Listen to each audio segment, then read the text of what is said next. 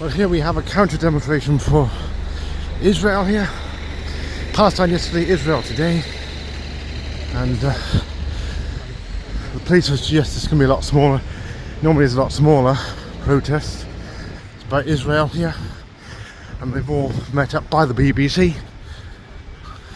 Stark contrast to the mass protest and march through the city with Palestine, pro-Palestine supporters.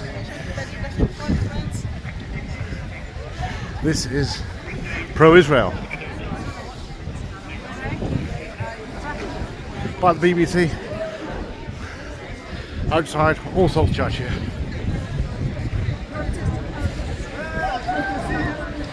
A lot smaller than the Palestine calls, but certainly a few people here. Some notices to the BBC there as well, and notices about the kidnapping people after the attack of the 7th of October last year. Certainly a lot of posters going up around the city and in various other places. Sadly, a lot of them have been defaced by Palestinian cause supporters. This is outside the BBC in central London.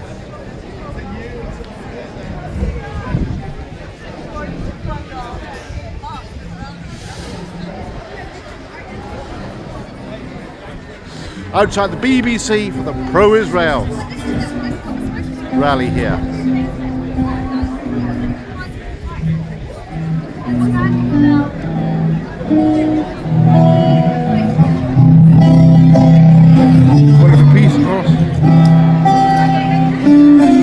As well as the BBC to acknowledge Hamas, perhaps the terrorist organisation. That's what they're calling for.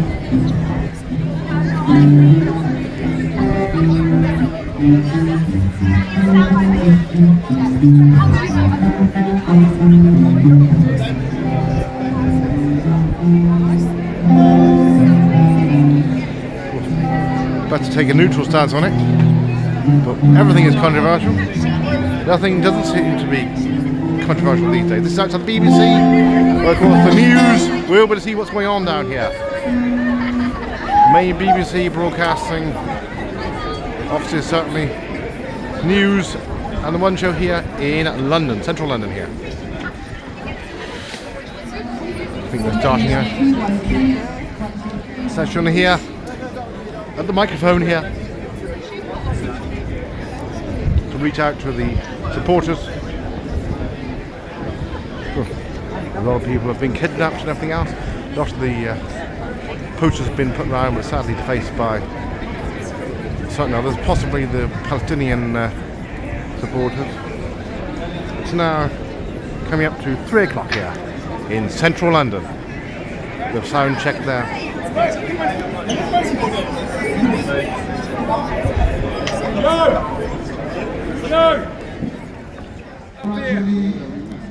Inside the road. They've been asked just to move, make it easier to move around. That's the BBC there in central London. This is pro-Israel. They'll move around slightly here. Well, nothing like as many as there was for the pro-Palestine protest yesterday. The rally here is smaller, but nevertheless significant.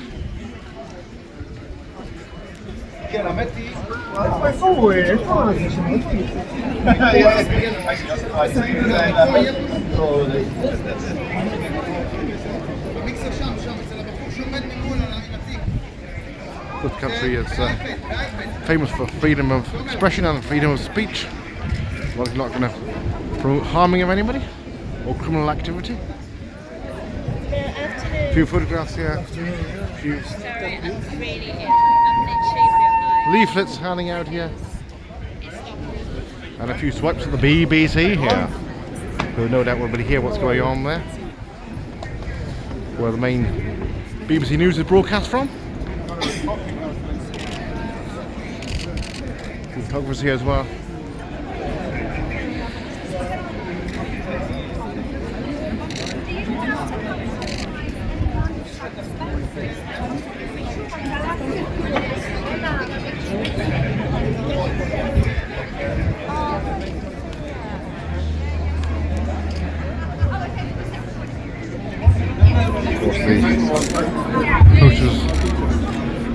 harassing family members as well there, but not those posted around London and perhaps even the wider country.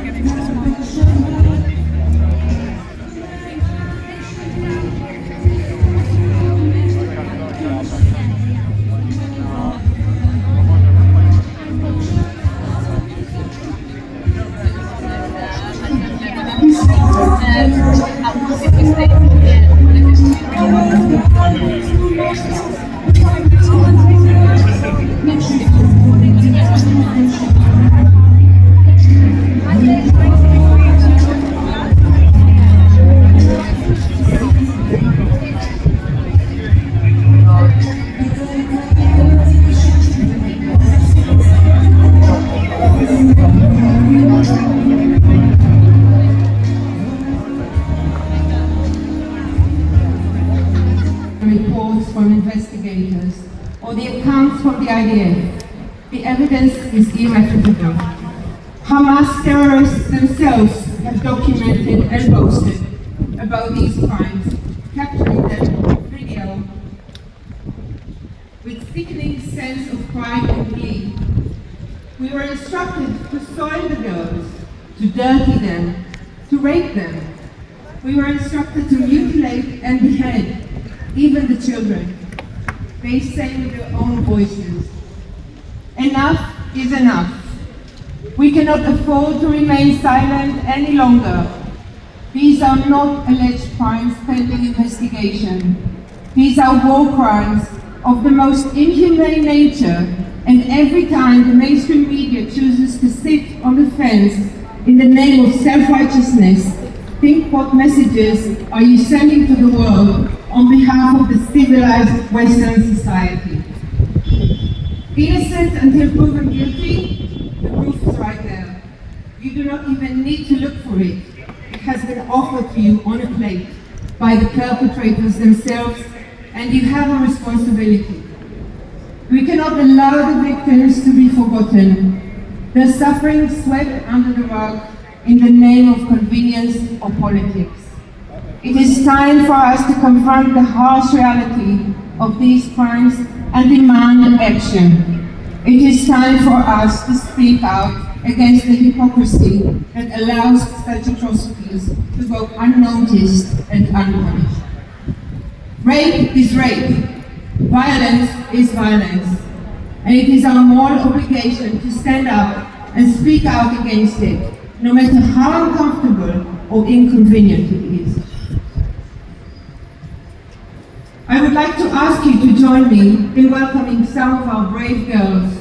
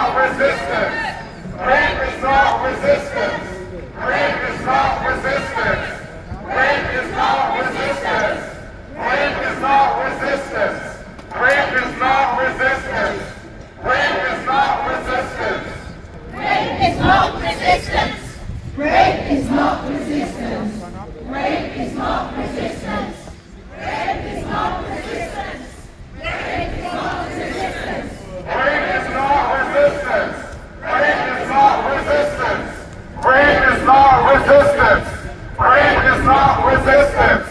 Rape is not resistance! Rape is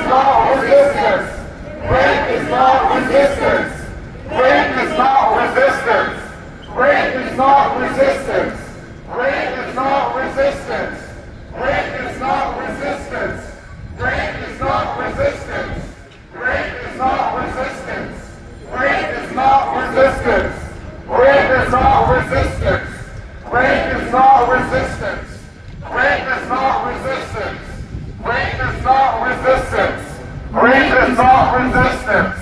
Where is God's resistance? Thank you. I have the pleasure of introducing our first guest speaker who flew from Israel this morning in order to be with us today. Ayelet Ozin. Ayelet is a university lecturer at the Hebrew University in Israel. She formerly served as director of the Authority for the Advancement of Status of Women in the Ministry of Social Equality and legal advisor and head of policy at the Bet-Or Sexual Centers for Sexual Assault Victims. Ayelet currently leads the advocacy group to the United Nations regarding the 7th of October.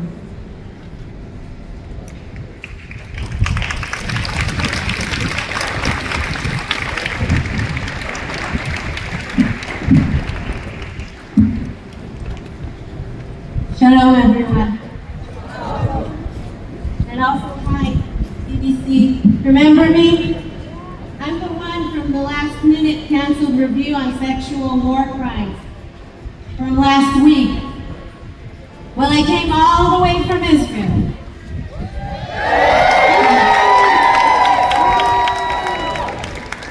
For you to hear what I have to say.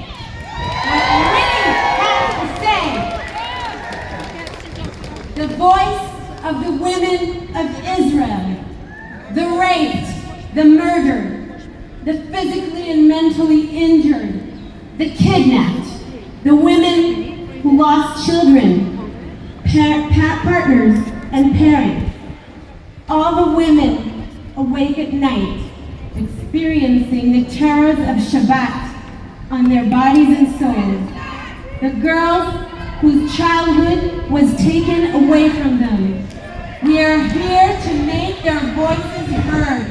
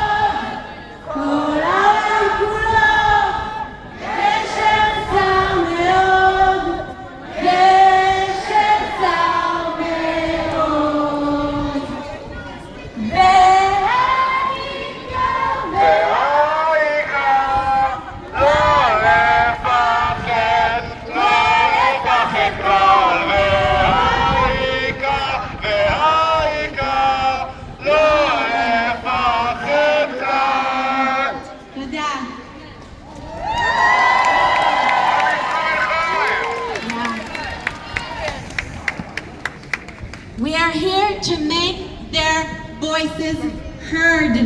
Being silent or silence is not an option. In the face of terror, silence is complicity, and we cannot be quiet. That's why we're all here. We are here to speak about unspeakable acts that some may mistake for unbelievable. As if throughout history, women's bodies have not always considered part of the spoils of war. As if someone really believes that the hands that beheaded babies, burnt entire families alive, kidnapped babies and elderly, and still holding in captive 134 people will draw the red line at rape. Please. The cruelty, intensity, premeditated crimes of war aimed at women on Black Saturday of October 7th is unprecedented. On October 7th, Israeli women's bodies became part of the battlefield. These were not merely sick, spur-of-the-moment decisions to defile and mutilate Israeli women and girls, to parade their naked bodies in the street while onlookers cheered. This was premeditated, planned, instructed. They were given strong drugs before going on their murderous journey to avoid all inhibitions. This is the enemy that we are facing, that the world is facing. And in the face of the most violent, widespread, gender-based violent assault in recent history, a silencing and gaslighting industry thrives, run by organizations whose motto is equality, peace, and protection to all, and amplified by media who supposedly are committed to impartial and accountable reporting. This group was not content in simply overlooking the disaster, but rather actively works to question the facts. Countless testimonies of survivors, witnesses, film footage mainly by the perpetrators themselves are not enough.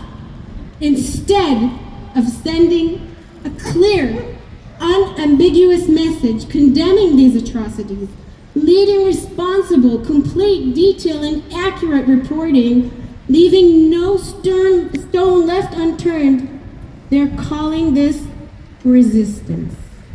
This is not only a betrayal of Israeli women, this is a betrayal to humanity, to their moral and ideal role. That's why the silence on these war crimes is so dangerous. It threatens to undo decades of progress and achievements. This goes beyond politics. If we cannot agree that rape is wrong, then we have accepted the unacceptable. If we cannot agree that it is unacceptable that Liri Elbach is having today her 19th birthday in captive, we have accepted the unacceptable. But these difficult times are also a call to action, an examination of leadership. And in the midst of the greatest darkness that have descended upon us, we have the heavy responsibility to turn on a small light, because as we know, a small light removes much of the darkness. So I say today to you and to all those who lowered the flags of solidarity and the struggle against violence to the bottom of the flagpole and waved Hamas flags under them, our voices will be heard. Loud, bright, and clear. Please join me in prayer. Oseh shalom bimromav, hu yaseh shalom aleinu ועל כל ישראל. Amen, amen, amen. Thank you.